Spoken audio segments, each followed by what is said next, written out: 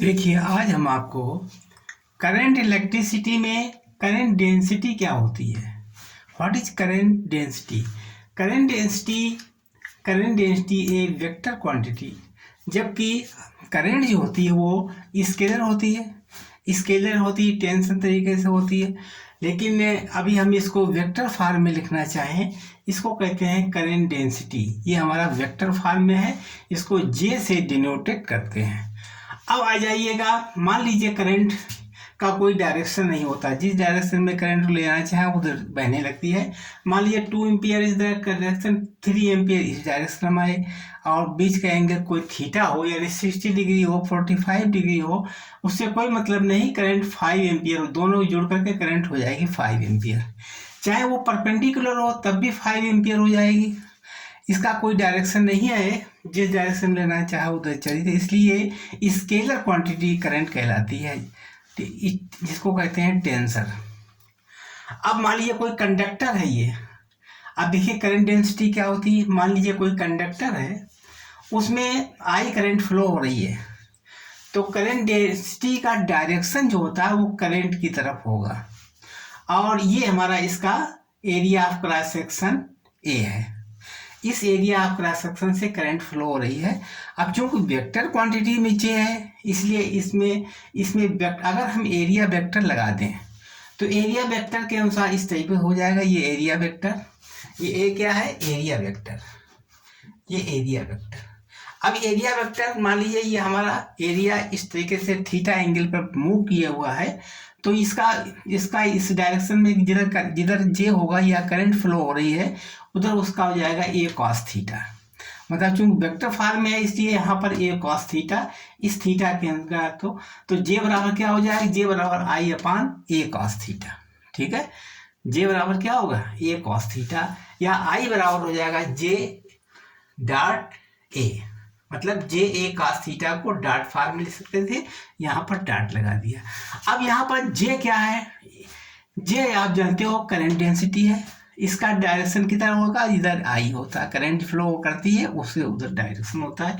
Area क्या है, area of cross section, ये परपेंडिकुलर टू आई, आई के परपेंडिकुलर एरिया होती है ये एरिया। अगर परपेंडिकुलर नहीं है तो वेक्टर फॉर्म में उसको चेंज करके लिख सकते थे। ए वेक्टर बराबर होता है एरिया वेक्टर, ये parallel to the current flow. अब चूंकि करंट जिधर बहती है, जिधर फ्लो होती है, उस डायरेक्शन में ही एरिया वेक्टर को काउंट करते हैं, चाहे वो कॉस थीटा के फॉर्म। जब इसका अगर हमारा ये area vector move theta angle पर मूव है तो हो जाएगा ए कॉस थीटा। तो करंट डेंसिटी कितनी जाएगी, आई अपॉन ए कॉस थीटा, आई बराबर जे डॉट ए या जे ए कॉस थीटा। ठीक है, समझ गया इसको बिगाड़ दें। ये हमारा करंट डेंसिटी कहलाता है। अब देखिए ओम्स लॉ क्या होता है। ओम्स लॉ को भी वेक्टर फॉर्म में लिख सकते हैं। आज हम ओम्स लॉ को वेक्टर फॉर्म में लिखना बताएंगे, तब तक इसको उतार लीजिएगा, इसको बिगाड़ दें। ठीक,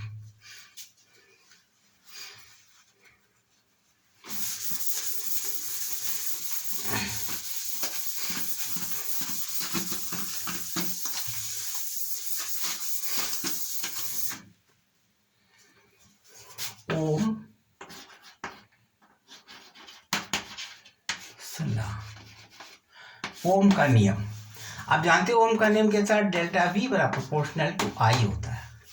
ये करंट जितना पोटेंशियल डिफरेंस होगा उसी के अनुसार करंट फ्लो करेगी। जो डेल्टा वी यानी डेल्टा वी बराबर होगा I into R. R is constant. R क्या है, आर इज ए कांस्टेंट।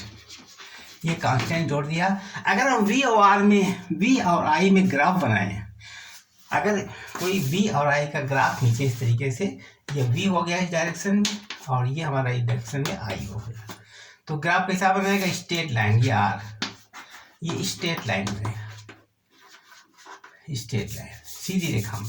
ठीक है, ये इस डायरेक्शन में r बनेगी, ये ग्राफ होगा, कांस्टेंट होगा। ये एंगल कितना होगा, थीटा, थीटा इज कांस्टेंट। ठीक है, कांस्टेंट बनेगा ये ग्राफ। अब हमें इसको वेक्टर फॉर्म में, ओम्स लॉ को वेक्टर फॉर्म में कैसे दिखाएंगे? ये हमारा एक वेक्टर फॉर्म नहीं है, क्योंकि v भी स्केलर क्वांटिटी है, i भी स्केलर है। क्योंकि v है हमारा स्केलर, ये स्केलर होता है, ये भी स्केलर है, और r कांस्टेंट है। तो इसको change into vector form, change into vector form of Ohm's law, Ohm's law. ठीक है, अभी हम पिछले एपिसोड 1 और 2 में ज्ञात कर चुके थे, करंट का फार्मूला निकाला था, ड्रिफ्ट वेलोसिटी के थ्रू करंट का फार्मूला निकाला था। ड्रिफ्ट वेलोसिटी जब ज्ञात की थी तो उससे करंट निकाला, करंट का फार्मूला निकाला था, वो देखिए। इसको प्रूव करेंगे, ओम्स लॉ को प्रूव, ओम्स लॉ प्रूव करेंगे, इसको हम प्रूव करेंगे। चूंकि I बराबर किसके होता है? I बराबर होता है VD/ENA, ठीक है। और VD क्या होता है? I क्या होती है? I को करंट कहते हैं, आपको मालूम है I करंट कहलाती है। VD क्या है? ड्रिफ्ट वेलोसिटी है, drift velocity, drift velocity. E है charge of electron, charge of electron, ठीक। N क्या है? Number of free electrons, in unit volume, in unit volume, ठीक है। A है area of cross section, area of cross section, ठीक है।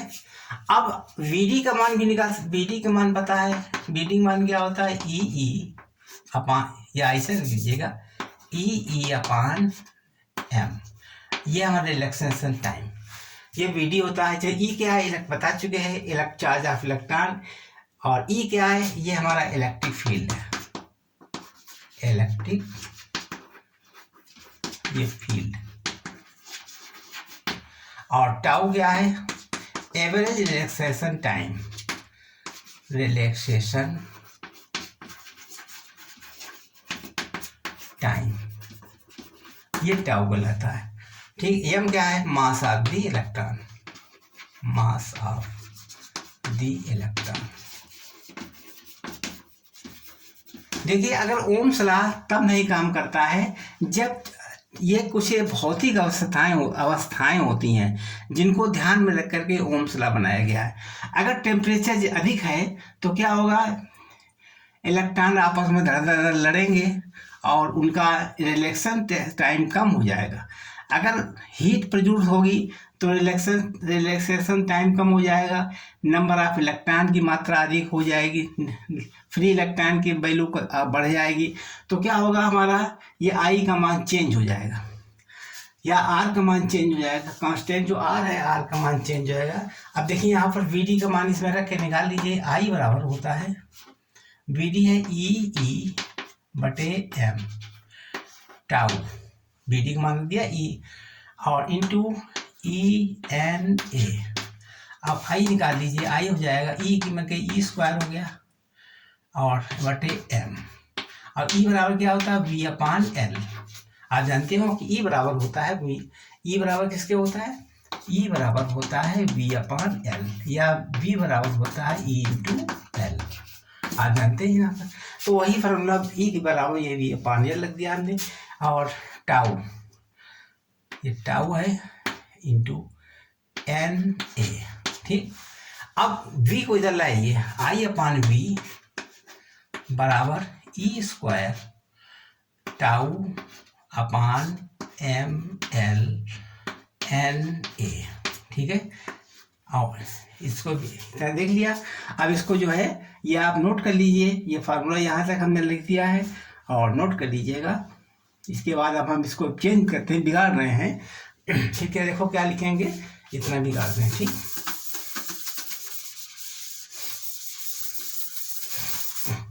अब आई अपान वी को हम वी अपान आई लिख सकते हैं। वी अपान आई बराबर हो जाएगा ई स्क्वायर टाउ एन, नहीं ये चेंज वी अपान आई किया तो एम एल ऊपर हो जाएगा, M L E square tau N A. ठीक, एम एल ऊपर चला गया, इसको हटाओ या नहीं आ गया। अगर हम इसको वेक्टर फॉर्म में देना चाहें, आई जे वेक्टर फॉर्म, तो हम चेंज कर लेंगे इसको v upon L, v upon L हो गया, v अपान एल इधर आ गया, v upon L is equal to I उधर चला गया, m upon e square tau into N और आई अपान ए। ठीक है, अब चूंकि v अपान एल बराबर किसके होता है, e के बराबर होता है, e बराबर, ये हमारा वेक्टर फॉर्म e बराबर हो गया m, ये हमारा किसके बराबर हो गया, रो के बराबर, रो, और ये हमारा किसके आ गया, j, ये करंट डेंसिटी, ये हमारा बन गया। अब जानते हो कि रो बराबर होता है, ये हमारा Ohm's law, Ohm's law in vector form, क्योंकि ए होता है वो भी वी के बराबर होता है, वी को कहते हैं वी जो है स्केलर क्वांटिटी, इसको वेक्टर फॉर्म में चेंज कर दिया।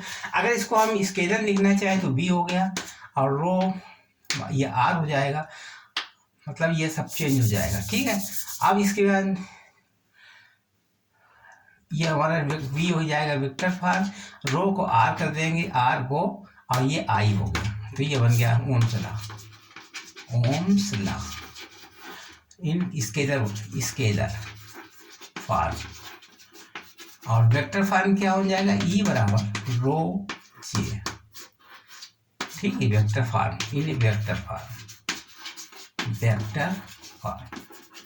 अब देखिए इसके बाद में रो बराबर होता है 1 अपान गामा। आप जानते हैं कि रो बराबर होता नहीं, जे बराबर, रो बराबर होता है 1 अपान गामा।